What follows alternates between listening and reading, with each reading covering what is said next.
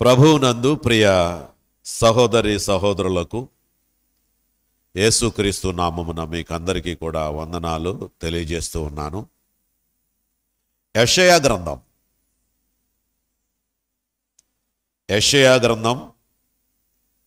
44వ అధ్యాయం 24వ వచనం. యెషయా 44:24. గర్భము నుండి నిన్ను నిర్మించిన నీ విమోచకుడగు యెహోవా ఇలాగు సెలవిచ్చుచున్నాడు, యెహోవాను నేనే సమస్తమును జరిగించువాడను. మరొకసారి, గర్భము నుండి నిన్ను నిర్మించిన నీ విమోచకుడగు యెహోవా ఇలాగు సెలవిచ్చుచున్నాడు, యెహోవాను నేనే సమస్తమును జరిగించువాడను. ప్రార్థన చేసుకుందాం. మహాఘనుడును మహోన్నతుడును పరిశుద్ధుడును నిత్య నివాసియునైన మా ప్రియ పరలోకపు తండ్రి, మీ ఘనమైన నామమునకు స్తుతులు స్తోత్రాలు చెల్లిస్తూ ఉన్నాము. మీ ఉచితమైన కృపలో మమ్మల్ని రీతిగా నడిపిస్తున్న విధానాన్ని బట్టి మీకు స్తోత్రాలు. మీ జీవము గల సంఘములో మేము ఎలా నడవాలో నేర్చుకుంటూ ఆది నుండి కూడా మీ యొక్క వాక్యాన్ని మాకు అందరికీ తెలియచేస్తూ మీ శక్తిని ప్రభావాన్ని మాకు చూపిస్తూ మీ కుమారుడైన యేసుక్రీస్తు ప్రభువుని మాకు పంపించి మాకు రక్షణనిచ్చి సమస్తమును ఆయనే అని చెప్పి వాక్యము ద్వారా నాకు బయలుపరిచారు. మరి ఆ విషయాలు బిడ్డలకు వివరిస్తూ ఉంటుండగా అల్పుడనైన నన్ను బలపరిచి మీ యొక్క మహిమార్థమై వాడబడడానికి మమ్మల్ని సిద్ధము చేయమని, ఇందులో ఉన్నటువంటి వాక్యములన్నీ కూడా వారు అర్థం చేసుకొని ఆత్మీయంగా బలపడటానికి కృప చూపించమని మా ప్రభువును రక్షకుడునైన యేసుక్రీస్తు వారి పరిశుద్ధమైన నామమును బట్టి ప్రార్థన చేయుచున్నాము మా పరమ తండ్రి, ఆమేన్. ప్రియమైన వాళ్ళారా, గర్భము నుండి నిన్ను నిర్మించిన అన్నాడు. ఇక్కడ గర్భము నుండి నిన్ను నిర్మించిన. మన డేట్ ఆఫ్ బర్త్ చెప్తూ ఉంటాం, మన పుట్టినరోజు అని చెప్పేసి. నా డేట్ ఆఫ్ బర్త్ ఉంది, నేను మర్చిపోయాను. నిన్న మా పాప ఫోన్ చేసి హ్యాపీ బర్త్డే డాడీ అంటుంది, నన్ను హ్యాపీ బర్త్డే నాన్న అంటుంది. అంతకుముందు రాత్రి నా మనవరాలు అంది, రేపు నీ బర్త్డే కదా అంది, 25. అయితే అప్పుడు ఇవి ఏమిటి, ఇవి మనసులో లేవిక. మనం ఎప్పుడైతే ప్రభువుకు వచ్చామో, ప్రభువులో ఎదుగుతూ ప్రభువు దగ్గరికి గురికెలిగి వెళ్ళాలని ఉంటుందో, మనకు బెత్తడేలు లేవు, బెత్తడేను గురించి కూడా ఆలోచన లేదు. కేవలం ఆయన పిలిస్తే వెళ్తాను. ఇక్కడ అంటాడు,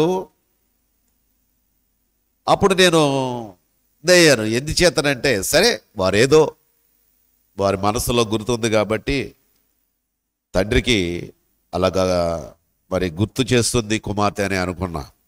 అయితే ఇక్కడ ఉన్నటువంటి వాక్కును చూస్తే, గర్భము నుండి నిన్ను నిర్మించిన నీ విమోచకుడగు యెహోవా.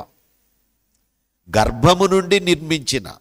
మనం అనుకుంటాం తల్లి గర్భము నుండి బయట వచ్చిన డేట్ని మనం గుర్తు చేసుకుంటాం. కానీ 9 నెలలు తల్లి గర్భంలో ఎదిగిన రీతి ఎంత గొప్పది.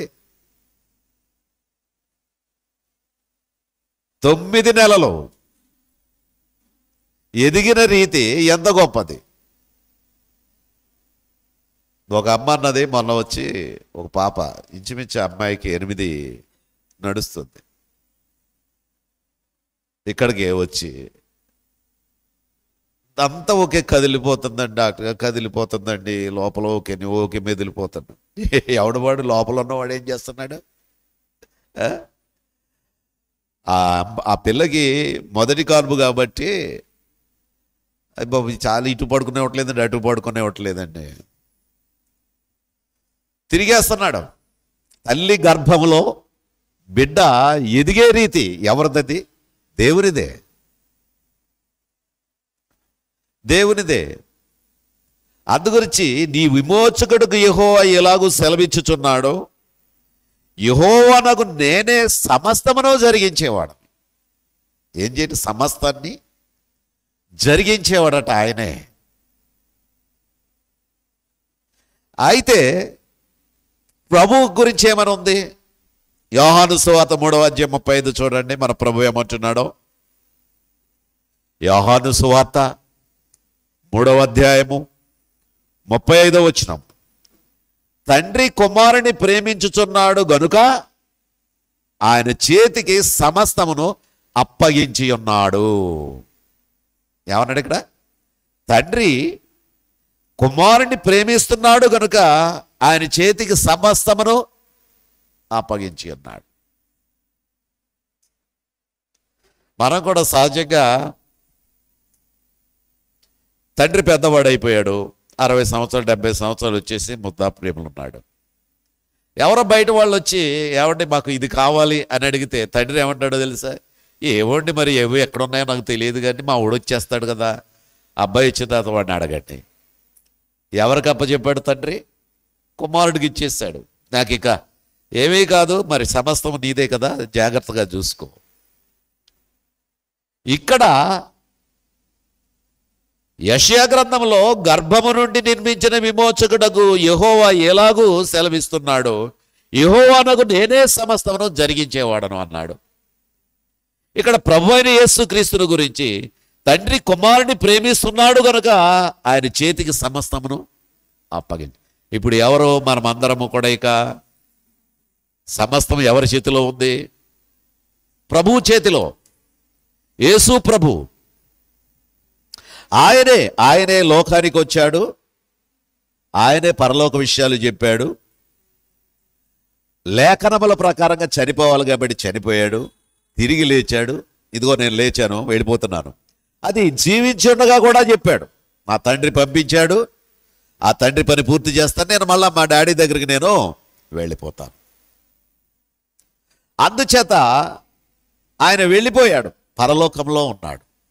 ఇక్కడ ఏమంటున్నాడు? తండ్రి కుమారుని ప్రేమిస్తున్నాడు కాబట్టి ఆయన చేతికి సమస్తమును, ఇక్కడ యెహోవానగు నేనే సమస్తమును జరిగించేవాడనన్నాడు. ఇక్కడ తండ్రి అయిన దేవుడు కుమారుడికి సమస్తమును అప్పగించాడు, సమస్తమును. అందుకే సమస్తము క్రీస్తే అనే టైటిల్ దీనికి పెట్టాను. సమస్తము క్రీస్తే. యోహాను సువార్త 13:3 చూడండి. యోహాను సువార్త 13:3 తండ్రి తన చేతికి సమస్తమును అప్పగించిననియు వారి దేవుని యొద్ద నుండి బయలుదేరి వచ్చినని అనే మాట అక్కడ ఉంది. తండ్రి తన చేతికి సమస్తమును అప్పగించిననియు తాను దేవుని యొద్ద నుండి బయలుదేరి వచ్చిననియు అక్కడ చెప్పినట్ల మాటలు మనకు కనబడతా ఉన్నాయి. అందుకే పేతురు గారు కూడా అంటాడు యోహాను సువార్త 21:17 ఏమంటున్నాడు? ఆ మధ్యలో చివర్లో ఉంటుందన్నమాట, ప్రభువా నీవు సమస్తమును ఎరిగిన వాడు అంటున్నాడు. ప్రభువా నీవు సమస్తమును ఎరిగినవాడు అంటే సమస్తము ప్రభువుకి తెలుసు, అంతా ఆయనే, ఆయనకు అసాధ్యమైనది ఏది లేదు. ఆయన లోకాన్ని జయించాడు, లోకాన్ని జయించాడు, నీ కొరకు నా కొరకు ప్రాణం పెట్టాడు, తిరిగి లేచాడు. అప్పుడే అన్నిటి మీద నాకు అధికారం ఉంది, పరలోకం మీద భూమి మీద కూడా నాకు అధికారం. ఓకే, ఇక ఆయనకేమంటున్నాడు? ఆయన చెప్పేటటువంటి వాక్కులను బట్టి మనం చూద్దాం. 14:16 యోహాను సువార్త 14:6 ఏమంటాడు?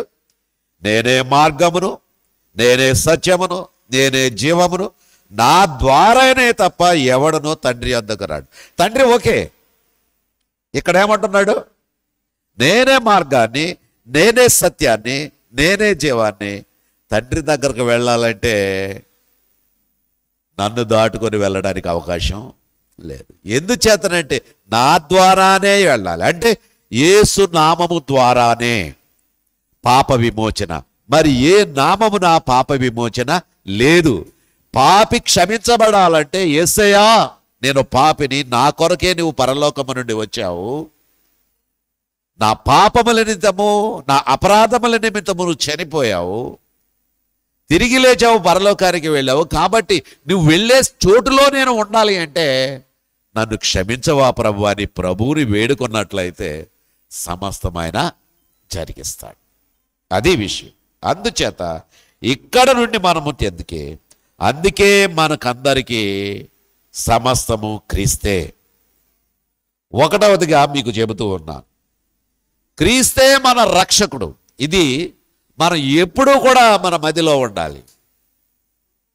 మనం ప్రయాణమై వెళ్ళిపోతూ ఉంటుంటే మన ప్రయాణం వెళ్తూ ఉన్నప్పుడు ఆ ఎలక్ట్రికల్ పోల్స్ మీద కనబడుతూ యేసు నా రక్షకుడు అనే, అప్పుడు నేను ఎంతో వండర్ అయిపోతూ ఉంటాను వాటిని చూసి.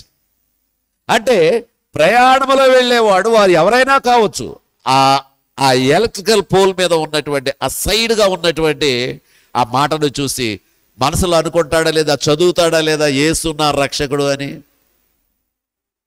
ఇక తర్వాత విషయం వదులుదాం. అక్కడ నీ కళ్ళ ముందు కనిపించింది, నీ మనసులోనికి వెళ్ళింది, బస్సులో సీట్లో కూర్చున్న నీ ఆలోచన ఏముంది? యేసు నా రక్షకుడా. ఏమిటో ఇష్టం లేని వాడవైతే ఏమిటో అనుకుంటావు, దాని గురించి పెద్దగా మనసు పెట్టావు. అయితే ఆ యొక్క ప్రకటన సువార్త నీ కళ్ళలో పడ్డది, నీ మనసులోకి వెళ్ళింది. నీవు అంగీకరించడం అంగీకరించకపోవడం నీ ఇష్టం. ప్రకటించబడిందా లేదా? That's all. అందుచేత ఇక్కడ ఆయన రక్షకుడు అంతే. తిమోతికు రాసినటువంటి పౌలు గారు తిమోతికు రాస్తున్నటువంటి మొదటి పత్రిక చూడండి. తిమోతికు రాసినటువంటి మొదటి పత్రిక 1వ అధ్యాయము 10వ వచనం. తిమోతికు రాసినటువంటి మొదటి పత్రిక 1వ అధ్యాయం 10వ వచనం. మన క్రియలను బట్టి కాక తన స్వకీయ సంకల్పమును బట్టి అనాది కాలముననే క్రీస్తు యేసును మన రక్షకుడి ప్రత్యక్షత వలన బయలుపరచబడేదినైన తన కృపను బట్టి మనలను రక్షించి పరిశుద్ధమైన పిలుపులో పాలు పొందుటకు ఆయన మనలను పిలిచెను. ఎంత చక్కటి మాట. ప్రియులారా, ఆలోచన చేయండి. రక్షణలో కొనసాగుతున్న ప్రతి వారు ఈ మాటను బట్టి మరింత బలపడతారు. యేసు రక్షకుడని ఒప్పుకొని జీవిస్తున్న ప్రతి వారు కూడా ఈ మాటను బట్టి మరింత బలపడతారు. మన క్రియలను బట్టి కాక. మన క్రియలు ఎలాంటివండి? పాపపు క్రియలు గతంలో. ఇప్పుడైతే మన క్రియలు ప్రభువుకి ఇష్టమైన క్రియలు. తన స్వకీయ సంకల్పమును బట్టి అనాది కాలమునే క్రీస్తు యేసును మన రక్షకుడి ప్రత్యక్షత వలన. ఆయన ప్రత్యక్షత లేకపోతే మనకు రక్షణ ఉంటుందా? చెప్పండి. ఆయన ప్రత్యక్షమయ్యాడంటే అర్థం ఏంటి? అందులో ఉన్నటువంటి మాటను కూడా మీరు అర్థం చేసుకోవాలి. ప్రత్యక్షమయ్యాడు అంటే అర్థం ఏమిటో తెలుసా? గతంలో ఉన్నవాడు ఇప్పుడు వచ్చాడు అని. యేసుక్రీస్తు 2000 సంవత్సరాల క్రితం వచ్చినవాడు కాదు, ఆయన ఎప్పుడో ఉన్నాడు. అదే అంటాడు, అబ్రహాము పుట్టక మునిపే నేను ఉన్నాను, జగత్తు పునాది వేయబడక మునిపే నేను ఉన్నాను. అంటే యేసుక్రీస్తు శరీరధారిగా మాత్రమే వచ్చాడు కానీ ఆయన మొదటి నుండి ఉన్నవాడు. ఇది మనము తెలుసుకోవాలి. అందుకే తన స్వకీయ సంకల్పమును బట్టి అనాది కాలముననే క్రీస్తు యేసును మన రక్షకుడి ప్రత్యక్షత వలన బయలుపరచబడినైనా తన కృపను బట్టి మనలను రక్షించి పరిశుద్ధమైన పిలుపులో పాలు పొందుటకు ఆయన మనలను పిలిచాడు. అందుకే మనం ఇప్పుడంతా వచ్చాం, కూర్చున్నాం. ఆయన వాక్కులు వినాలనేటువంటి ఆశతో, ఆయన ఏదో భయభక్తులు కలిగి బ్రతకాలనే ఆశతో, ఆయన చిత్తాన్ని నడవాలి అనేటువంటి గురి కలిగి మనం ఉన్నాం. ఆయన పిలిచాడు. ఎందుకు పిలిచాడు? పరిశుద్ధులగుటకే ఆయన పిలిచాడు. ఉగ్రత పాలవడానికి మనల్ని పిలవలేదు. సువార్త ఎందుకు ప్రకటించబడతా ఉంది? పరిశుద్ధపరచబడడానికి, ప్రతి వారు కూడా ఒప్పుకోవడానికి, పరిశుద్ధమైనటువంటి మార్గాన్ని నడవడానికి, తమ పాపములు ప్రభువు దగ్గర ఒప్పుకొని, ప్రభువా నేను పాపినని ఒప్పుకున్నట్లయితే వారు రక్షించబడిన వారుగా ఉండడం కొరకు. అందుకే పరిశుద్ధమైన పిలుపులో పాలు పొందుటకు ఆయన మనలను పిలిచాడు. ఇక రెండవదిగా క్రీస్తు ద్వారాన్నే ప్రవేశించాలి. క్రీస్తు ద్వారాన్నే ప్రవేశించాలి. ఆయన ద్వారం ఎలాంటిది? ఇరుకు. ఆయన ద్వారం విశాలం కాదు. ఆయన ద్వారం ఇరుకు. అంటే నువ్వు ఎలా ఉండాలో అలా ఉండాలి. ఆ వాక్యం ఇచ్చాడు, ఆ వాక్యం ద్వారానే నువ్వు అందులోనే నడవాలి.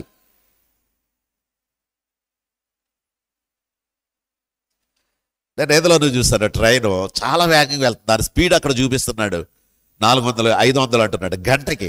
500 అంటే ఇంచుమించు ఇక్కడ నుంచి మనకు హైదరాబాద్ 500 కిలోమీటర్లు. అంటే గంటలో హైదరాబాద్ వెళ్ళిపోతుందంటే నేను అనుకున్నాను, ఆ ట్రాక్ ఏమిటి, ఆ ట్రైన్ ఏమిటి, అంత స్పీడ్లో వెళ్ళి ఎక్కడ ఉండాలి? దాని మీద, ట్రాక్ మీద ఉండాలి, ఆ పట్టాల మీదే ఉండాలి.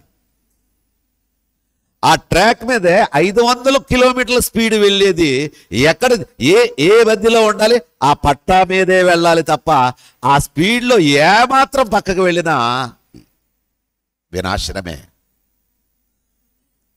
ఇది ఎందుకు చెబుతున్నానంటే, మనము క్రీస్తులో ఉన్న వారము, ఆయన చెప్పిన వాక్కుల్లో ఉండాలి. ఆ ఇరుకు మార్గంలోనే మనం వెళ్ళాలి. నేను ఇరుకు మార్గం కుదరదు అంటే నువ్వు పడిపోయినట్టే.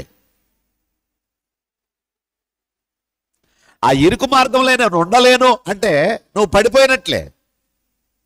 ఇరుకు మార్గంలో వెళ్ళాలి. ఎంత స్పీడ్లో వెళ్ళినా ఆ ట్రాక్ని ఎలాగైతే పట్టుకొని ఉందో, మనము ఎన్ని ఇబ్బందులు వచ్చినా, ఎన్ని కష్టాలు వచ్చినా, ప్రభు అయిన యేసు వాక్యములో ఆయన ఇచ్చినటువంటి మార్గంలో మనం ప్రవేశించాలి. అది చూడండి ఏమన్నాడు యోహాను సువార్త 10వ అధ్యాయం 9వ వచనములో. ఆ ద్వారాన్ని ప్రవేశిస్తే ఎలా ఉంటుందో చెప్పాడు ఇక్కడ ప్రభు అయిన యేసు వారే చెప్తున్నారు. ఏమని? 10వ అధ్యాయము 9వ వచనం, నేనే ద్వారమును, నా ద్వారా ఎవడైనా లోపల ప్రవేశించిన ఎడల వాడు రక్షించబడిన వాడై లోపలికి పోవచ్చు, బయటికి వచ్చుచు మేత మేయుచు ఉండును. ఇదేంటి? ఈ 10వ అధ్యాయంలో ఉన్నటువంటి ఈ 9వ వచనంలో ఉన్నటువంటి వాక్య సారాంశము, నేనే ద్వారమును, నా ద్వారా ఎవడైనా లోపల ప్రవేశించినాడు. మనం అందరం కూడా లోపల ప్రవేశించాం. ఎప్పుడైతే జీవము గల సంఘంలోనికి వచ్చామో, యేసు ప్రభు ఇచ్చినటువంటి స్వర్గం ఇచ్చి కొనబడిన సంఘంలోకి మనం వచ్చామో, అక్కడ నేర్చుకుంటున్నాం. ఏమని నేర్చుకుంటున్నాం? ఆ సంఘంలో ఎదిగే విత్తము నేర్చుకుంటున్నాం. ఆ యొక్క సన్నిధి సంతోషకరమైనదిగా ఎంచుకుంటున్నాం. ఇంతకంటే గొప్ప ఆ సంతోషము, సమాధానము, ఆనందము ఎక్కడ దొరకదు అని మనము నేర్చుకుని బలపడుతున్నాం. అందుకే ఇక్కడ ఆ ద్వారము ద్వారా ఎవడైనా లోపల ప్రవేశిస్తే వాడు రక్షించబడిన వాడై లోపలికి పోవచ్చు, బయటికి వచ్చుచు మేత మేయిచు ఉండును. లోపలికి పోవచ్చు, బయటకు వెచ్చుచు మేత మేయిచు ఉండు. దేవుని సంఘం కావచ్చు, పరలోకం కావచ్చు, ఏదైనా కావచ్చు, ఏదైనా సరే ప్రభువుని పట్టుకునేటటువంటి విధానం, ప్రభువుని వెంబడించే విధానం, ప్రభువే నాకు సమస్తమును, ఆయనే, మరొకటి ఏమీ లేదు అని చెప్పుకొని నువ్వు బలముగా నడిచే విధానం. అందుకే వాడు లోపల ప్రవేశిస్తే వాడు రక్షించబడిన వాడై లోపలికి పోవచ్చు, బయటికి వచ్చుచు మేత మేయిచు ఉండను. ఆత్మీయమైన తండ్రి అంటే దేవుని యొక్క వాక్యం ఇచ్చేటటువంటి వారు మరి కొంతమంది దాసులు ఉంటారు, వారితో అంటిపెట్టుకొని ఉంటాడు. సంఘంలో ఉన్న బిడ్డలు కూడా ఆదివారమే కాదు, ఏదో ఒక సమయంలో దేవుని దాసుని దగ్గరకు వెళ్ళి మాట్లాడి వద్దాం, ఏదో 2 మంచి మాటలు ఏమైనా చెబుతారేమో అనే విధముగా ఆ సంఘంలో ఉన్న బిడ్డలు ఆ దాసుని దగ్గరకు వస్తూ ఉంటారు, ఇంటికి వెళ్ళి ప్రార్థన చేస్తూ ఉంటారు, ప్రభువు దగ్గర వేడుకుంటూ ఉంటారు. ప్రభువా ఈ విధముగా ఉన్నది, నన్ను ఇంకా బలపరచు, లోకాశలేవో నన్ను ఇబ్బంది పెడుతున్నాయి, ఒక సహోదరుడు నన్ను ఇబ్బంది పెడుతున్నాడు, అందుగురించి దీని ద్వారా నేను తొలగిపోకుండా ఉండడం కొరకు నన్ను దీనిలో నుంచి వేరు చేయవద్దు అంటాడు. అందుకే యోహాను సువార్త నేను నిజమైన ద్రాక్షవల్లిని అంటాడు కదా ప్రభు. ఇంకొకటి అంటాడు, నాకు వేరుగా ఉండి మీరేమీ చేయలేరు. నాకు వేరుగా ఉండి మీరేమి చేయలేరు. ఎందులో ఉండాలి? సంఘములో ఉండాలి, ఆయనలో ఉండాలి. ఆయన కుండి కాకుండా మనము ఏమీ చేయలేము. ఇది మరిచిపోకండి. మూడవదిగా ఏమంటున్నాడంటే, క్రీస్తే మార్గం. క్రీస్తే మార్గము. ఆయన మార్గములో నడవాలి. ఆయన మార్గములో నడవాలి. నువ్వు బయటికి ఎక్కడికి వెళ్ళినా, నువ్వు ఎక్కడ ఏం మాట్లాడుతున్నా, ఈయన ఎవరండి? ప్రభువుని నమ్ముకున్నవారండి. కొంతమంది ఎక్కడక్కడ చూసినారు, వందనాలండి అంటారు. నేను ఒక్కొక్కసారి గమనించలేను. ఒక్కొక్కసారి ఇలా చేతి వెళ్ళిపోతుంటా, నేను అబ్జర్వ్ చేయలేను. అప్పుడు తర్వాత వారు కలిసి అంటారు, అయ్యా మీకు వందనాలు చెప్పామండి, మీరు వెళ్ళిపోతా ఉన్నారు, గమనించలేదు మీరు అంటూ ఉంటారు. అందుచేత ఈ ప్రేమ ఏమిటి అంటే, సంఘములో చేర్చబడ్డా ఇంకొక సంఘములో ఉన్న దేవుని యొక్క వాక్యం వింటున్నారు, మీడియా ద్వారా దేవుని యొక్క వాక్యం వింటున్నారు కాబట్టి నేను ఒక దేవుని దాసునని వారు తెలుసుకొని నన్ను ప్రేమిస్తూ నన్ను పలకరిస్తూ ఉంటారు. ఆ మార్గంలో నడుస్తున్న వారు గనుక ఆ మార్గంలో ఉన్న వారి దగ్గరకే వెళుతూ ఉంటారు. ఇప్పుడు ఎక్కడికైనా వెళితే, మీరు ఊరు వెళితే, ఆ ఊరు మీ సహోదరుల ఇంటికి వెళితే, ఆ రోజు ఆదివారం వస్తే, అమ్మ ఎక్కడెక్కడ ఆరాధన ఎక్కడ జరుగుతుంది ఏంటి అని చెప్పేసి అడుగుతారు కదా.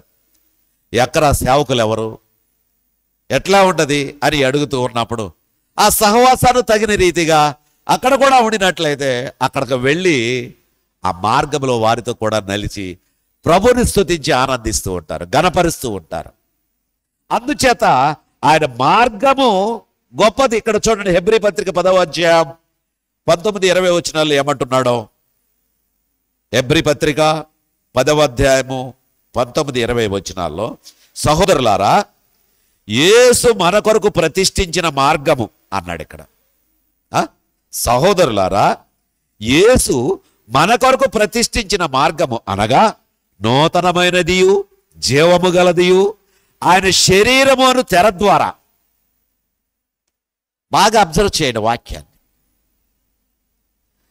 యేసు మన కొరకు ప్రతిష్ఠించిన మార్గము అనగా నూతనమైనదియు జీవము గలదియు ఆయన శరీరమును తెర ద్వారా ఏర్పరపరచబడినదియునైన మార్గమున ఆయన రక్తము వలన పరిశుద్ధ స్థలములో ప్రవేశించుటకు మనకు ధైర్యము కలిగి ఉన్నది. ఆయన మార్గం ఇది. పరిశుద్ధ స్థలములో ప్రవేశించడానికి ఏమి కలిగి ఉన్నాం? మనం ధైర్యంగా ఉన్నాం.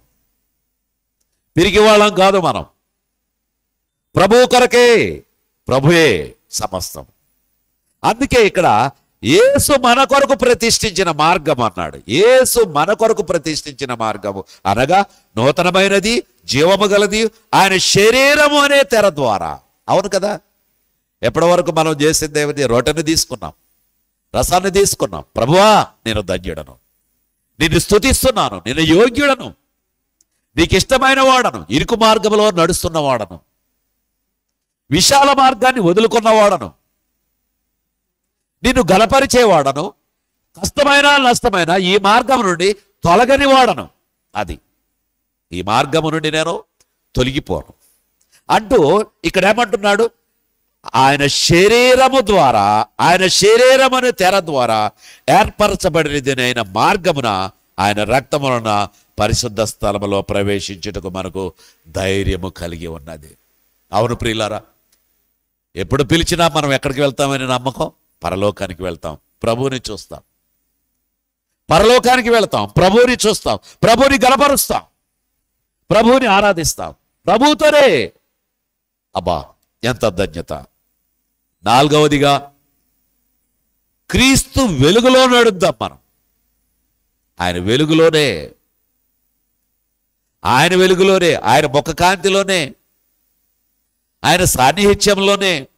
చూడండి, యోహాను సువార్త 8వ అధ్యాయం 12వ వచనం ఏమన్నారు ప్రభు అయిన యేసు వారు? నేను లోకమునకు వెలుగునై ఉన్నాను, నన్ను వెంబడించేవాడు చీకటిలో నడువక జీవపు వెలుగు గలవాడయుండునని వారితో చెప్పాను. ఏమై ఉన్నానన్నాడు ఇక్కడ? లోకమునకు వెలుగై ఉన్నాను, నన్ను వెంబడించేవాడు చీకటిలో నడువక జీవపు వెలుగు కలిగి ఉంటాడు. వెంబడించేవాడు ఎక్కడ నడవడు? చీకటిలో నడవడు. అంటే సాతాను మార్గంలో ఉండడు. సాతాను మార్గంలో ఉన్నాడు. నువ్వు వెంబడిస్తున్నావు, ఎవరో ఏదో చెబుతారు, నిద్ర పట్టడం లేదు, నీ సహోదరులే ఉంటారు, నిద్ర పట్టడం లేదు, ఏంటోరా, వెంటనే అంటాడు గాలేమోరది, ఏదో ఇదిగో ఇది ఇలా చేస్తే బాగుంటుంది, పలానా చోటకు వెళ్ళి అన్నప్పుడు నువ్వేం చేస్తావు? నిజమా అని అంటాడు.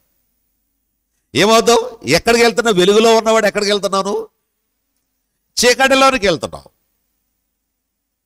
చాలామంది గృహాలు కడుతూ ఉన్నప్పుడు వస్తారు పాస్టర్ గారి దగ్గరికి, దాసుల దగ్గరకు వస్తారు, సేవకుల దగ్గరకు వస్తారు, వచ్చి అడుగుతారు. అంతకంటే ముందే ఎవరిని సంప్రదించాలో వారిని సంప్రదిస్తారు, అన్ని ప్లాన్స్ తీసుకుంటారు, వాస్తులు చూసుకుంటారు, అవి ఇవి అన్నీ చూసుకున్నప్పుడు వచ్చి ప్రార్థన చేయాలండి అంట. నువ్వు చీకటిలో వాడివి, వెలుగులో ఉన్నవాడివా? చెప్పండి, వెలుగులో ఉన్నవాడవా? వెలుగును కాదన్నవాడవు నువ్వు. యేసును ఒప్పుకున్నా నువ్వేం చేస్తున్నావు? ఆ యేసును మరలా ఏం చేస్తున్నావు? ప్రక్కన పెడుతున్నావు. అందుచేత ఎన్నెన్నో నాకు వస్తాయి నా జీవితంలో. ఒకానొక రోజు ఉంది, నేను బ్రతికుంటే ఆ రోజున నేను ఆ కూడికలో ఇవన్నీ చెప్పాలని అనుకుంటున్నాను. దీనికి సంబంధించినవి ఆ కూడిక ఏర్పాటు చేస్తాను. ఆ కూడికలో దానికి సంబంధించిన మాటలు నా పట్ల జరిగేవి, నా కుటుంబం పట్ల జరిగేవి, ఇవన్నీ కూడా నేను అప్పుడు చెప్తా. ఎందుచేతనంటే వాటినన్నిటినీ జయించే మార్గం, జయించిన తర్వాతే వారికి చూపించాలని నేను అనుకుంటున్నాను. ప్రభువు నన్ను వట్టివాడుగా చేయడు, ప్రభువు నిలబెడతాడు, నేను నలుగుతాను. కానీ ఒకానొక రోజు వస్తుంది, ఆ రోజు ఆ విషయాలన్నీ దేవుని సన్నిధిలో చెబుతాను. ఇవన్నీ ఎందుకు జరిగాయి, ఎలా జరిగాయి, ఎందుకు ఇలా జరుగుతుంది అనేటువంటి కొన్ని విశ్వాసులైన వాళ్ళే దేవునిని ఎరిగినప్పటికీ కూడా వారు సునాయాసంగా మాటలు మాట్లాడుతూ ఉన్నప్పుడు అది దేవునికి విరోధమైన కార్యం.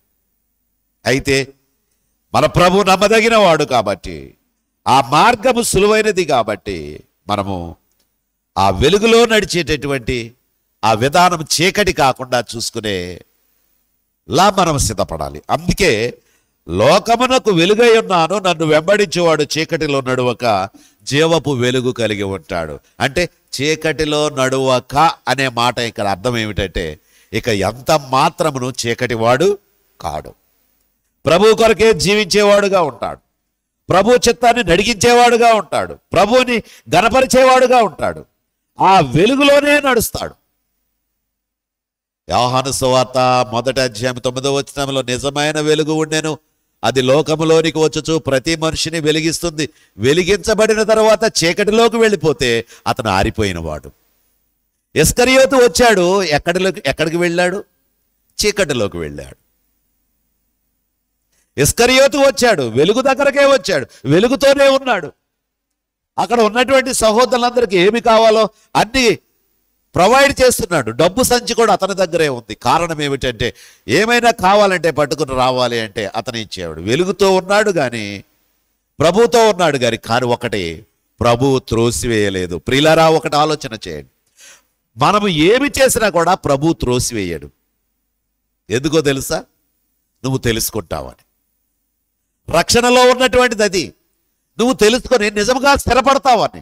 కానీ ఒక్కొక్కటిగా నువ్వు చీకటిలోకి వెళ్ళిపోయి ఆ చీకటి కార్యాలే చేస్తూ నువ్వు కొనసాగిపోతూ ఉంటే ఏదో ఒక రోజు పిలుపు వస్తుంది, అక్కడతోటి ముగింపు అయిపోద్ది. నీ పాపములు అక్కడే ఉండిపోతాయి. అప్పుడు నువ్వు తీర్పులోనికి వస్తావు, శిక్షకు వెళ్ళిపోతావు. అందుకే మనం ఏం చేయాలంటే, ఏ సమయంలో ప్రభు పిలుపు వస్తుందో తెలియదు కనుక వెలుగును విడిచిపెట్టకూడదు, చీకటితో మనం ఎంత మాత్రం పొంతన పెట్టుకోకూడదు. వెలుగునొద్దకు రాడు, దుష్టక్రియలు చేసేవాడు వెలుగునొద్దకు రాడు. ఎవడైనా ఏదైనా చేసేటప్పుడు ఎప్పుడు చేస్తాడు? ఎవరు లేని టైంలో చేస్తాడు, చీకటిలో చేస్తాడు, అన్నీ అవే. కాబట్టి ఆ విధమైనటువంటిది ఇప్పుడంతా ప్రపంచం అంతా కూడా ప్రతి ఇంట్లోనూ కూడా ప్రతి వీళ్ళు కూడా ఏమైపోయింది, ఇప్పుడు ఎవరేం చేసినా కూడా చూడాలనేది సీసీ కెమెరాలు అమర్చుకున్నారు. మానవుడు ఎంత జ్ఞానం కలిగిన వాడో చూసారా? టెక్నాలజీ ఎంత పెరిగిందో తెలుసా? ఎక్కడికి వెళ్ళినా ఏం చేసినా ఎవరెవరు అంతకుముందు ఏం చేశారంటే అక్కడ ఉన్నటువంటి భాగంలో అతను ఏం చేశాడో తెలుసుకోవాలి. మన బస్సుకి యాక్సిడెంట్ అయినప్పుడు ఆ క్రింద పడిపోయాడు యవనస్తుడు పల్సర్ బండితో, అది ఫైర్ అయ్యి బస్సు కాలిపోయింది కదా. ఆ యవనస్తుడు అంతకుముందు ఏం చేశాడు అనేది చూస్తే అక్క ముందు సీసీ కెమెరాలో పెట్రోల్ బంక్ దగ్గర అతను తాగి అతను చేసే వేరాంగం అంతా ఇంత కాదు. అందుగురించి అతను ఏం చేశాడు అనేది అక్కడ సాక్ష్యం ఉంది. అతను ఏ విధంగా డ్రైవ్ చేశాడు అనేది ఇక్కడ ఉంది. అతను వెళ్ళిపోవడం అంతే కాదు, అతనితో పాటు 20 మందిని తీసుకొని పోయాడు. చీకటిలో నడిచే జీవితాలు చాలా ప్రమాదమైనవి, చాలా ప్రమాదమైనవి. కాబట్టి ప్రియమైన వారలారా ఆలోచన చేయండి. అందుకే నిజమైన వెలుగు మన ప్రభు అయిన ఉండగా, ఆయన మనకు రక్షకుడు అయి ఉండగా, ఆయన రక్షణ ఇస్తూ ఉంటుంటే ఒక్కొక్కసారి ఆ చీకటిలోనికి వెళ్ళవలసిన పని ఎందుకు?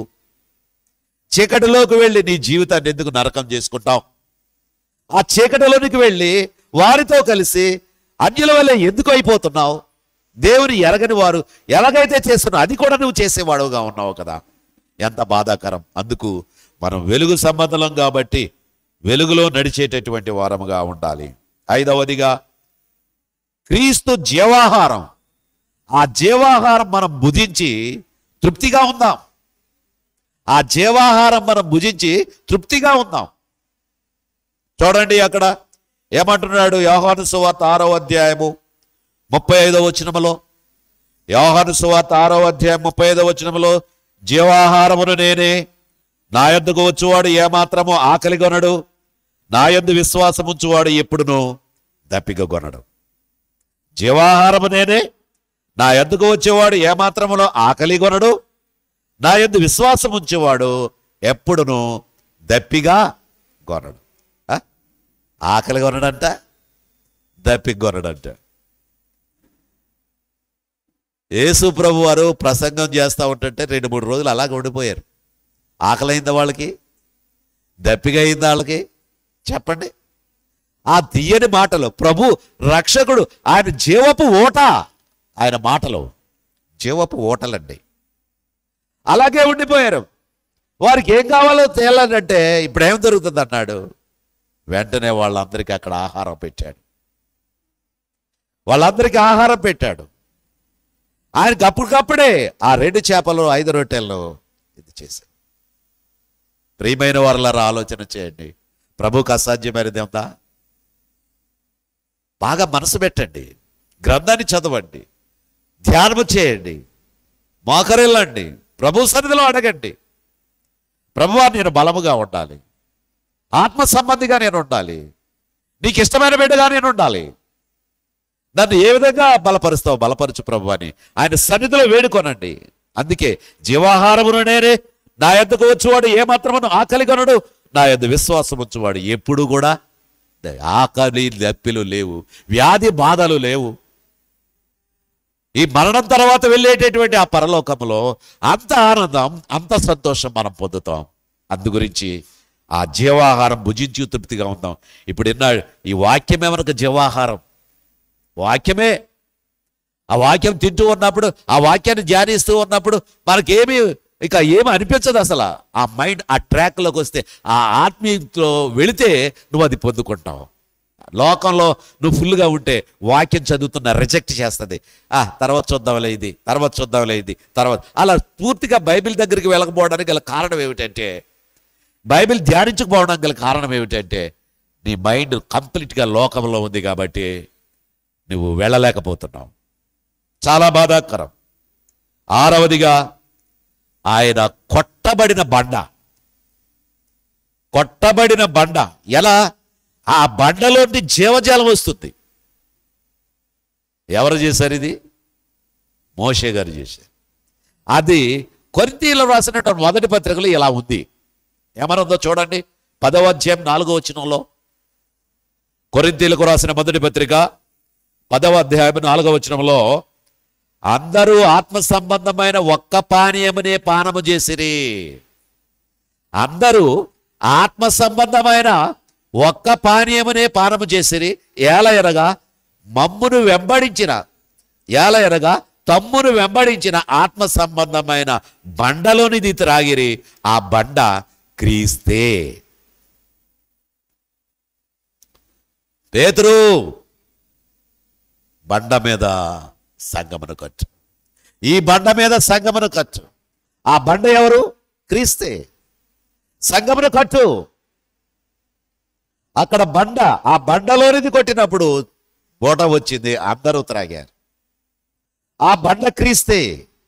ప్రియమైన సహోదరి సహోదరుడా, ధ్యానము చేయి దేవుని యొక్క వాక్యాన్ని. ఆత్మ సంబంధమైన మాటలతో బలముగా ధ్యానము చేయి. ప్రభు వైపు చూడు. బైబిల్ చదవకపోతే, నీ ధ్యానము లేకపోతే నువ్వు ప్రార్థన చేయలేవు, స్తుతులు చెల్లించలేవు, వాక్యాన్ని వినలేవు. ఆత్మ సంబంధమైనది ఏది నీకు వంటబట్టదు. లోక సంబంధమైన వాడుగా నువ్వు ఉన్నావు కాబట్టి లోక సంబంధముగానే సాగిపోతే చాలా ప్రమాదం కదా. ఆలోచించండి.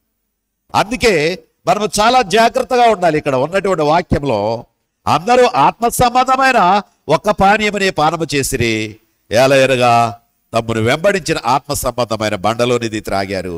ఆ బండ క్రీస్తే. ఏడవదిగా ఏమంటున్నాడు? క్రీస్తు మనకు కాపరి.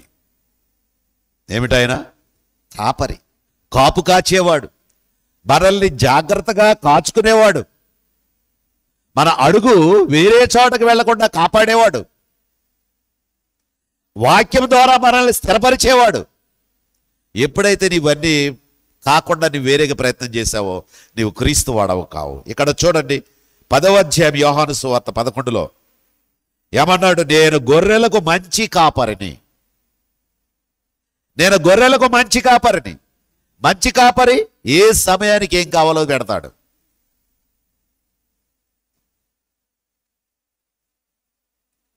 ఇక ఈ మధ్యకాలంలో మనం చాలామంది కుక్కలను పెంచుకుంటున్నాం. ఇక ఎక్కడికైనా వెళ్తాంటే కొంతమంది ఏమంటున్నారంటే, అయ్యి బాబు కుక్కనేం చేయాలి, కుక్క మేత వేయాలి, కుక్క నీళ్ళు పెట్టాలి, పని మానేస్తున్నారు.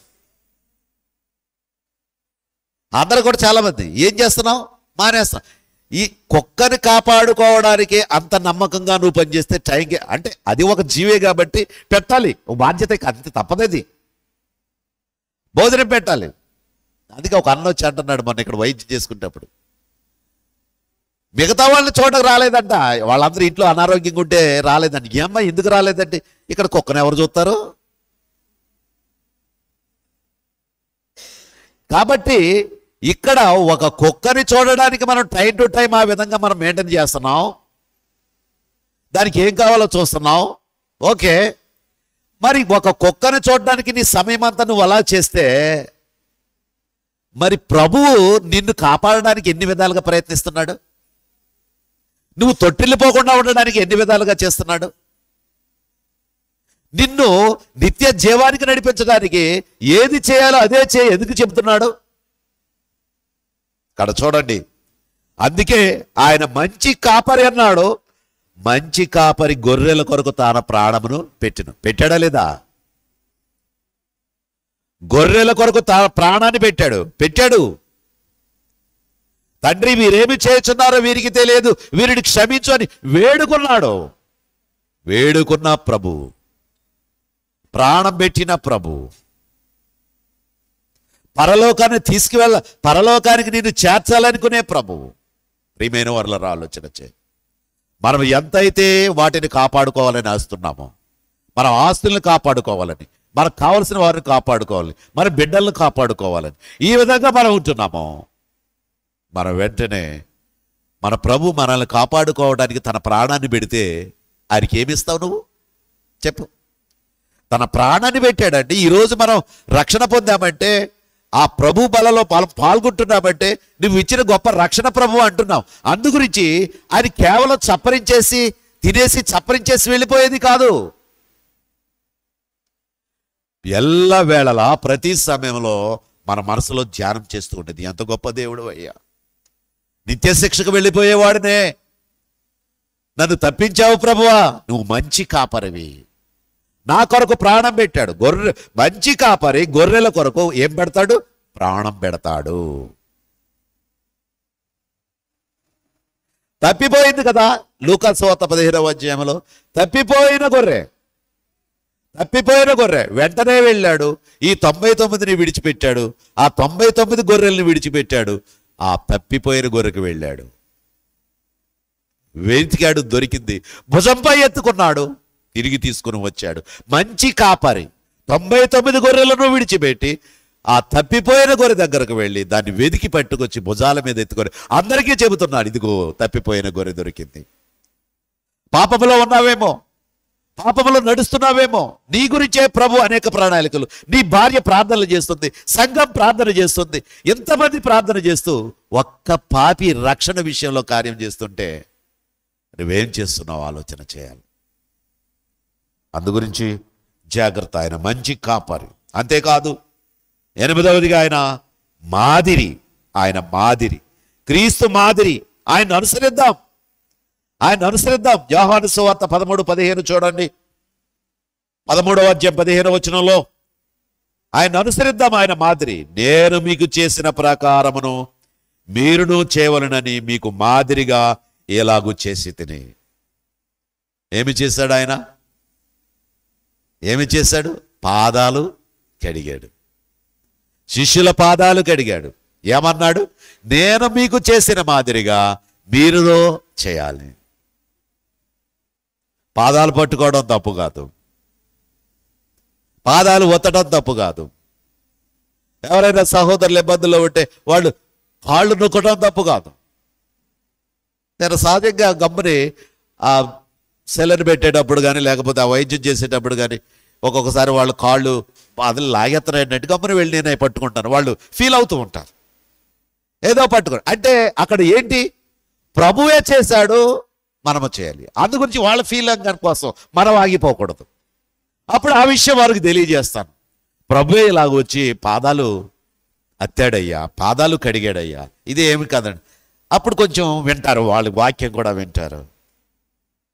ఆ సమయంలో వాక్యం వింటారు, వారు రక్షణ పొందుతారని ఏదో కాదు, కానీ ప్రభు ప్రేమ ఏమిటో వారికి తెలియజేయాలి మనం ఆ ఉన్న సమయంలో.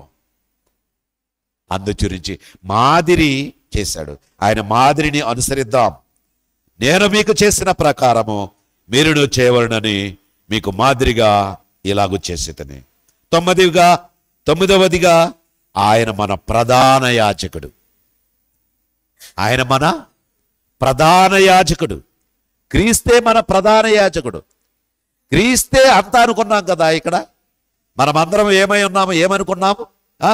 గర్భము నుండి నేను నిర్మించిన నీ విమోచకుడు యెహోవా ఇలాగు సెలవిచ్చుచున్నాడు, యెహోవానగు నేనే సమస్తమును జరిగించేవాడని అన్నాడు.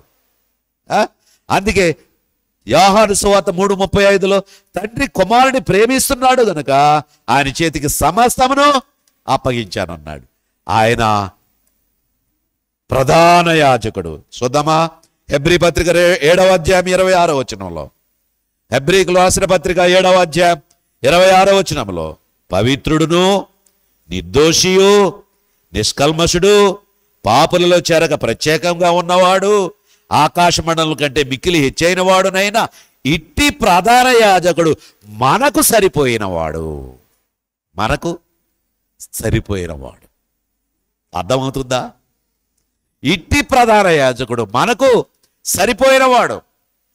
మన పాపములు పోవాలంటే, మనం పరిశుద్ధంగా నిలబడాలంటే ఇట్టి ప్రధాన యాజకుడు కావాలి. పరలోకము నుండి వచ్చాడు, భూమి మీదకి వచ్చాడు, 33.5 సంవత్సరాలు ఈ లోకంలో బ్రతికాడు. ఆయన ప్రేమను చూపించాడు, ఆయన వాక్కులను చెప్పాడు, మన పడే కష్టాలు చూశాడు, మనం చనిపోతున్నటువంటి విధానాన్ని చూశాడు, చలించిపోయాడు. లాజరు లే, బయటికి రా, బిగ్గరగా అరిచాడు, మూలుగుతూ వెళ్ళాడు, బాధపడ్డాడు. మానవ జీవితం మరణం కాడే సతికిల పడిపోతూ ఉంటాడు. మరణం ఎందుకు వచ్చిందని బాధపడుతూ ఉంటాడు. అయితే పునరుత్థానమును జీవమును నేనే, నా యందు విశ్వాసం ఉంచువాడు చనిపోయినా బ్రతుకుతాడు, బ్రతికి నా యందు విశ్వాసం ఉంచేవాడు ఎన్నటికీ చనిపోడు. ఈ మాట నమ్ముచున్నావా? ఎన్నిసార్లు ఈ మాటలో ఉన్నటువంటి అర్థాన్ని గ్రహించగలుగుతున్నారు? ఎన్నెన్నిసార్లు. అందుకే ఇక్కడ ఆయన ప్రధాన యాజకుడు ఎటువంటి వాడు అంటే పవిత్రుడు, నిర్దోషి, నిష్కల్మషుడు, పాపులలో చేరక ప్రత్యేకంగా ఉన్నవాడు, ఆకాశ మండలముల కంటే మిక్కిలి ఎత్తైన వాడు. ఆకాశ మండలముల కంటే మిక్కిలి హెచ్చైన వాడు. ఆకాశము నా సింహాసనము, భూమి నా పాదపీఠము. మీరు నా కోసం ఏమిస్తారు? అటువంటి వాడు ఒక మనిషిగా మన మధ్య నివసించాడు, ఒక మానవుడిగా కనిపించాడు. ఏకాంతముగా కొండపైకి వెళ్ళి ప్రార్థన, తండ్రితో మాట్లాడేవాడు. రాత్రంతా ప్రార్థన చేసేవాడు, తండ్రితో మాట్లాడేవాడు. పగలంతా ప్రభు పని చేసేవాడు. ఎంత గొప్ప దేవుడు! పగలంతా ప్రభు పని. అందుకే మిక్కిలి హెచ్చైన వాడునైనా ఇట్టి ప్రధాన యాజకుడు మనకేమైనా సరిపోయిన వాడు. అంటే పరలోకానికి నడిపించేటటువంటి వాడు, పరలోకపు గురి మనకు పెట్టినవాడు, అట్టి ప్రధాన యాజకుడు. 10వదిగా క్రీస్తే మనకు సమాధానం ఇచ్చేవాడు. ఏమిచ్చేవాడు? సమాధానం. మనం తొందరపడినా, ఆవేశపడినా, దేవుని ఒక వాక్యం వెంటనే వెనకాల నుంచి వస్తుంది. అరే, నువ్వు ఇప్పుడే కదా దేవుని సన్నిధిలోనికి వెళ్ళావు, తొందరపడకు, సమాధానముగా ఉండు. ఇప్పుడే కదా వాక్యం విని వచ్చావు, 12 అంశాలు విని వచ్చావు. ఆ 12 అంశాల్లో ఏవి కూడా నీకు బోధపడలేదా? ఆ 12 పాయింట్లో కూడా ఏది కూడా నీకు అర్థం కాలేదా? ఎందుకని ఇలా పడిపోతున్నావు అని నిన్ను హెచ్చరిస్తుంది. ఇక్కడ చూడండి, ఎఫెసీ పత్రిక 2వ అధ్యాయము 14వ వచనం. ఎఫెసీ పత్రిక మనకు సమాధానం ఎలా వచ్చింది ఇక్కడ చూద్దాం. ఆయన మీకును మాకును ఉండిన ద్వేషమును, మీకును మాకును ఉండిన ద్వేషమును అనగా విధిరూపకమైన ఆజ్ఞలు గల ధర్మశాస్త్రమును తన శరీరమందు కొట్టివేయుట చేత. మనం కొన్ని మాటలు అంటూ ఉంటాం. చాలామంది బైబిల్ జ్ఞానం అంతా తెలియని వారు ఏమంటారు, ఇక్కడ ధర్మశాస్త్రమును కొట్టివేయడానికి నేను రాలేదని ప్రభువు చెప్పాడు, నెరవేర్చడానికే వచ్చానని చెప్పాడు. అంటే ఏంటి? ఆ యొక్క బోన్, ఆ బ్యాక్ బోన్, ఆ ఆజ్ఞలను అంటిపెట్టుకునే ఏదైనా, ఆ ఆజ్ఞలను అంటిపెట్టుకునే ఏదైనా, ఆ ఆజ్ఞలను అడ్డుపెట్టుకునే అక్కడ ఆజ్ఞలను పెట్టుకుంటేనే కాదు, కొన్ని క్రియలు కూడా కావాలి అని ఆనాటి శాస్త్రులకి పరిశీలికి చెప్పాడు. వాళ్ళేమనుకునేవారంటే ధర్మశాస్త్రాన్ని కొట్టేస్తున్నాడు, మోషే ఆజ్ఞలన్నీ తొంగలో దుక్కేస్తున్నాడు, ఈ విధంగా చేస్తున్నాడు అనేటువంటి వాళ్ళు అనేవారు. అయితే ఇక్కడ ఆయన మీకును మాకును ఉండిన ద్వేషాన్ని అనగా విధిరూపకమైన ఆజ్ఞలు గల ధర్మశాస్త్రాన్ని తన శరీరమందు కొట్టివేయడం చేత మధ్య గోడను పడగొట్టి మన ఉభయులను ఏకము చేశాను. ఉభయులను ఏకము చేశాను. ఇప్పుడు ఇజ్రాయెల్ వెళ్తే ఆ ఇజ్రాయెల్ యేసు ప్రభుని ఒప్పుకోరు. అదేంటంటే ఇజ్రాయెల్ అంటే మరి క్రిస్టియన్ దేశం కదా. అవును, వాళ్ళు యూదులు, వాళ్ళు ధర్మశాస్త్రాన్ని అనుసరిస్తారు. వారికి ఈ రోజుకి రక్షణ లేదు, రక్షణ లేదు. అందుచేత వాళ్ళు ధర్మశాస్త్రాన్ని అనుసరిస్తారు. కాబట్టి ప్రియులారా, ఇక్కడ అదే అంటాడు, ఆజ్ఞలు గల విధిరూపకమైన ఆజ్ఞలు గల ధర్మశాస్త్రాన్ని తన శరీరమందు కొట్టివేయడం చేత మధ్య గోడను పడగొట్టి మన ఉభయులను ఏకము చేశాను. ఉభయులను ఏకము చేశాను అంటే ఆయన సమాధానం ఎంత గొప్పదో అర్థం చేసుకోండి. నీవు క్రీస్తును నమ్ముకున్న వాడవైతే ఎదుటివాడు ఎన్ని మాట్లాడినా నువ్వు మాట్లాడకుండా చిరునవ్వుతూ వస్తూ నువ్వు అతని కొరకు ప్రార్థన చేస్తున్నావే, అదే అతనిలో సమాధానం కలుగ చేయడానికి కార్యం చేస్తుంది. ప్రియులారా, ఆలోచన చేయండి. ఒక కుమారుడు వచ్చి ఆ సువార్త ప్రకటిస్తున్న మమ్మల్ని దారుణంగా అతను ఇష్టం వచ్చిన మాటలు మాట్లాడుతున్నాడు. ఆ వెంటనే తల్లి వచ్చింది, తల్లి వచ్చి మందలిస్తుంది, వింటలేదు. బాబా ఆడు అటు పోయిన తర్వాత అప్పుడు మళ్ళీ కిటికీ దగ్గరకు, డోర్ దగ్గర, ఏమనుకోవద్దు బాబా, ఆడు మూర్ఖుడు, అలాగే మాట్లాడతాడు అని ఆ తల్లి చెప్పింది. అక్కడి నుంచి మమ్మల్ని పంపించింది. సమాధానం, దేవుని యొక్క వాక్యం సమాధానం. నీ తగ్గింపు, నీ విధానం, ప్రభువు గురించి చూపించిన నీ ప్రేమ, నీ చిరునవ్వు ఏం చేస్తుందంటే నీకు సమాధానాన్ని ఇస్తుంది. అందుచేత 11వదిగా క్రీస్తు మన ప్రభు, ఆయనకు విధేయులమవుదాం. మన ప్రభు క్రీస్తు, మన ప్రభు, ఆయనకు మనం ఏమవుదాం? విధేయులమవుదాం. యోహాను సువార్త 13:13 చూడండి, ఏమంటున్నాడు? బోధకుడు అనియు ప్రభు అనియు మీరు నన్ను పిలుచుచున్నారు, నేను మీకు బోధకుడును ప్రభువును కనుక ఇట్లు పిలుచుట న్యాయమే. అంతే కదా. ప్రభువు తప్ప మనకి ఎవరికి బోధకుడు కాదు. నేను బోధకుడిని కాదు. మనం ఏదేదో ఆ యొక్క ఆచారాల ప్రకారముగా దేవుని యొక్క వాక్యం ప్రకటిస్తున్నాడు కదా, అతను మంచి సేవకుడనో గొప్పవాడనో ఏదో అంటూ ఉంటారు, కానీ అవి కాదు. వాక్య ప్రకారముగా మేము కేవలం సహోదరులం. మేము కేవలం సహోదరులం. నేను మీరు కూడా సహోదరులమే. మీరు కూడా బలంగా ఉండి మీకు తలిచిన తలాంతులు కూడా ఇక్కడ నిలబడి మాట్లాడితే మీరు కూడా దేవుని పని, దేవుని మాటలు వినేటటువంటి వారే. అందుకే ఇక్కడ ఒక్కడే బోధకుడు మన ప్రభు, ఒక్కడే గురువు మన ప్రభు. అందుగురించి అవి కూడా ఆయన చెప్పాడు, మీరు గురువులని పిలవద్దు, బోధకులని పిలవవద్దు, మీరందరూ కూడా సహోదరులు. అయితే ఇక్కడ మన ప్రభు ఆయనకు విధేయులం అవ్వాలి అంటే మనం ఎవరం కూడా బోధకులం కాకూడదు, గొప్పవాళ్ళం కాకూడదు. కేవలం ఆయన చెబితే వినేవాళ్ళంగా ఉండాలి, వాటిని అనుసరించి నడిచేవాళ్ళంగా ఉండాలి. అయ్యగారు కాదు, అమ్మగారు కాదు, కేవలం సహోదరులం.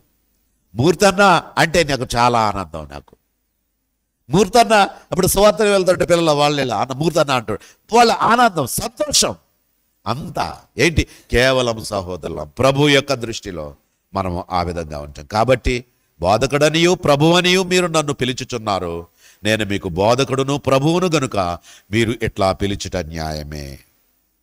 ఇక 12వదిగా ఏమంటున్నాడంటే, ఆయన రాజులకు రాజు, ఆయన రాజులకు రాజు, ఆయన కింగ్ ఆఫ్ ద కింగ్. ఆయనకు అసాధ్యమైనది లేదు. ఎప్పుడైతే మరణాన్ని జయించాడో, లేచాడో, పరలోకానికి వెళ్ళిపోయాడో ఆయన కింగ్. పిలాతు దగ్గర అన్నాడు కదా, పిలాతు అన్నాడు, నువ్వు రాజులవా, నువ్వు రాజువా? అవును, నువ్వు అన్నట్టు నేను రాజుని. అయితే నా రాజ్యం ఇది కాదు, నా రాజ్యం ఇది కాదు, నా రాజ్యం వేరు. నా రాజ్యం ఇదే అయితే నా కొరకు నా వాళ్ళు పోరాడేవారు. అవును కదా. సిలువ వేయడానికి వీల్లేదు, సిలువ వేయడానికి వీల్లేదు అని ఎవడైనా అన్నాడా? సిలువ వేయండి, సిలువ వేయండి, చంపేయండి, వాడిని ఉంచకండి అనేవాడు. ఇంకా ఏమన్నాడు తెలుసా? ఆ పాప మీద, మా మీద, మా పిల్లల మీద ఉంటుంది కాబట్టి ఉంటుంది కాక సిలువ వేయండి, ఉండునుగాక. ఆ పాప మీదో, మా పిల్లల మీద, మా మీద ఉండుగాక, వేసేయి. పోనీ బరబ్బాను విడిచిపెడదాం, బరబ్బాని సిలువ వేద్దాం, ఇతన్ని విడిచిపెడదాం. లేదు లేదు, బరబ్బాను విడిచిపెట్టేయండి, యేసునే సిలువ వేయండి. ఇక్కడ చూడండి, ప్రకటన గ్రంథం 19వ అధ్యాయం 16వ వచనంలో ఏముంది? క్రీస్తు రాజులకు రాజు, ఆయన ప్రత్యక్షత కొరకు మనం కనిపెడుతున్నాం. అందరము కూడా ఆయన రెండవసారి వస్తాడని ఎదురు చూస్తూ ఉన్నాం. ఆయన ప్రత్యక్షత కొరకు కనిపెడుతున్నాం. చూద్దామా? రాజులకు రాజును, ప్రభువులకు ప్రభువును అను నామము మన వస్త్రము మీదను, ఆయన వస్త్రము మీదను, తొడ మీదను వ్రాయబడి ఉన్నది. రాజులకు రాజును, ప్రభువులకు ప్రభువును అను నామము ఆయన వస్త్రము మీదను, తొడ మీదను వ్రాయబడి ఉన్నది. మొదటి అధ్యాయంలో కూడా ఆయన సింహాసనము, ఆయన కూర్చుండే తీరు, ఆయన తల వెంట్రుకలు, ఆయన రొమ్ము, బంగారు దట్టి, ఆయన వేసుకున్నటువంటి వస్త్రము అంతా కూడా అక్కడ వివరణ ఇస్తాడు. ఆయన స్వరము కూడా ఏమన్నాడు? జలపాతముల ధ్వనిలా ఉంది అన్నాడు. ఆయన రాజు, ఆయన రాజు. అందుకే రాజులకు రాజును, ప్రభువులకు ప్రభువును అను నామము ఆయన వస్త్రము మీదను, తొడ మీదను వ్రాయబడి ఉన్నది. ఒకసారి ద్వితీయోపదేశకాండం చూద్దామా? ద్వితీయోపదేశకాండం 10వ అధ్యాయంకి వెళ్దాం. ద్వితీయోపదేశకాండం 10వ అధ్యాయంకి వెళ్తే అక్కడ 17వ వచనంలో ఏమని ఉంది? ఏలయనగా నీ దేవుడైన యెహోవా పరమదేవుడును, ఏలయనగా నీ దేవుడైన యెహోవా పరమదేవుడును, పరమ ప్రభువై ఉన్నాడు. పరమదేవుడును, పరమ ప్రభువై ఉన్నాడు. ఆయనే మహాదేవుడు, పరాక్రమవంతుడు, భయంకరుడైన దేవుడు. అసలు భయంకరుడైన దేవుడు అనే మాట ఎందుకు పడ్డది?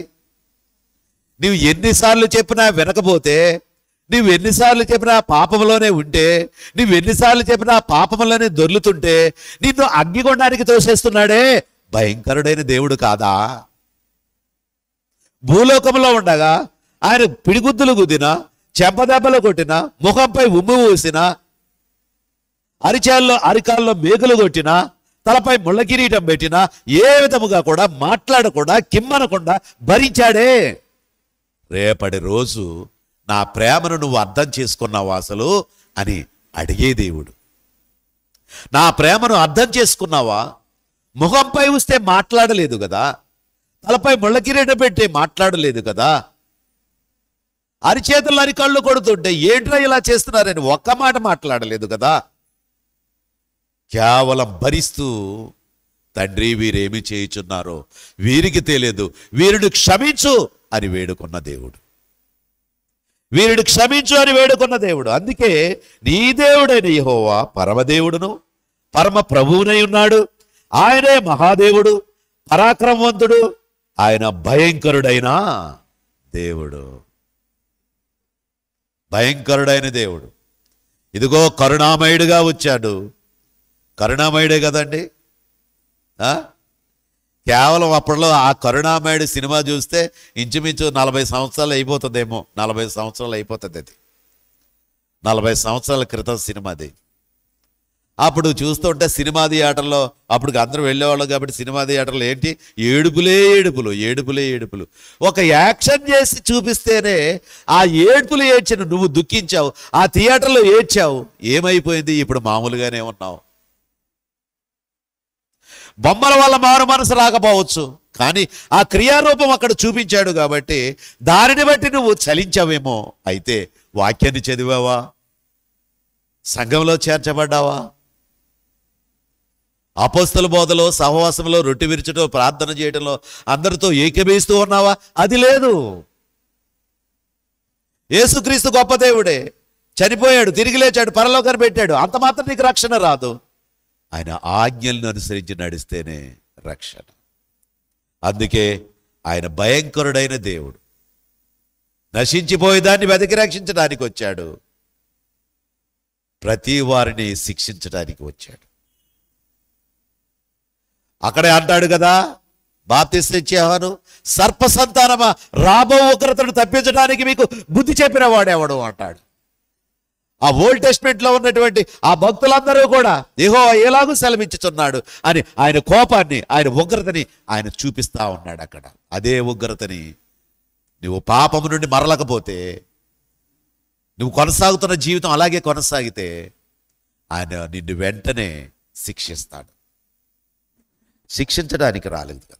అందుకే ఏమంటాడు, శిష్యులతో ఏమన్నాడు, మీరు సర్వలోకానికి వెళ్ళండి, సర్వ సృష్టికి సువార్తను ప్రకటించండి, నమ్మినవాడు రక్షించబడును, నమ్మని వానికి శిక్ష విధించబడును. Simple word. నమ్మినవాడు రక్షించబడును, నమ్మని వానికి శిక్ష విధించబడును. ఒక డాక్టర్ దగ్గరికి వెళితే నా రోగం పోవాలి, నా రోగం పోవాలి, టెస్ట్ల మీద టెస్టులు, టెస్ట్ల మీద టెస్టులు అన్నీ చేస్తావు కదా. మరి ప్రభువు దగ్గరకు వచ్చే, ప్రభువా నా పాపములు పోయాయా, నన్ను క్షమించి ప్రభువా నన్ను వేడుకున్నావా?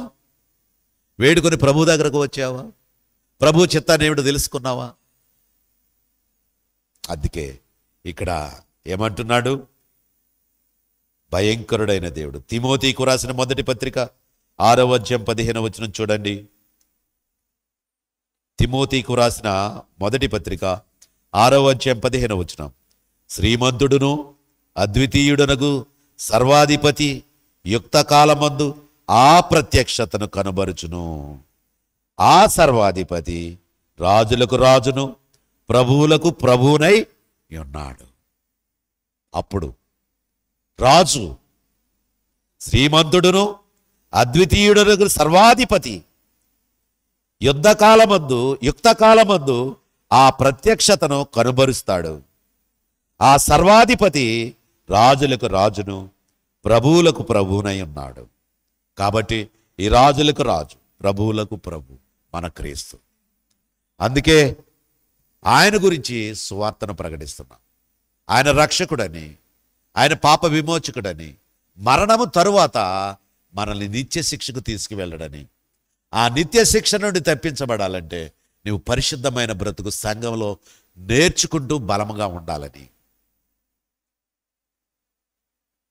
ఆయన నుండి ఆ శిక్ష నుండి తప్పించబడి ప్రభుకి ఇష్టమైన వాడుగా ఉండాలని ఆయనకు. అందుకే సమస్తమును ప్రభువై ఉన్నాడు. తండ్రి కుమారుని ప్రేమిస్తున్నాడు కాబట్టి ఆయన చేతికి సమస్తమును అప్పగించాడు. తండ్రి తన కుమారుని ప్రేమిస్తున్నాడు కాబట్టి సమస్తమును ఆయన చేతికి అప్పగించాడు. ఆయనే రక్షకుడు. సమస్తమును క్రీస్తే, సమస్తమును క్రీస్తే. ఇక్కడ తండ్రి కుమారుని ప్రేమించున్నాడు గనుక ఆయన చేతికి సమస్తమును అప్పగించాడు అన్నాడు. అంతేకాదు, తండ్రి తన చేతికి సమస్తమును అప్పగించిననియు వారు దేవుని యొద్ద నుండి బయలుదేరి వచ్చిననియు మనకి ఈ వాక్యాల ద్వారా మరింత బలపడ్డాం. కాబట్టి ప్రభు చిత్తములో నడిచి సమస్తము క్రీస్తే అని ఎరిగి ప్రభువుని మహింపరుద్దాం. ప్రభు మహింపరంగా మనం జీవిద్దాం. ప్రార్థన చేసుకుందాం. ప్రేమగల తండ్రి, కృపగలిగిన ప్రభువా, ఇంతవరకు మీరు మాతో మాట్లాడారు. వట్టివాడైన నన్ను ప్రభువా మీ యొక్క వాక్యాల ద్వారా నింపి బిడ్డలకు కావలసిన సందేశాన్ని అందించారు. బిడ్డలందరూ నేర్చుకొని బలముగా ఉండడానికి కార్యం చేయమని, ప్రతి ఒక్కరూ ఫలించడానికి కృప చూపించమని, సర్వము క్రీస్తేనని, సమస్తము ప్రభువేనని వారు ఎరిగి జీవించడానికి, మీకు విధేయులై బ్రతకడానికి సిద్ధం చేయమని యేసు నామమున ప్రార్థన చేసి వేడుకొనుచున్నాము మా పరమ తండ్రి. ఆమేన్. అందరికీ వందనాలండి. God bless you all.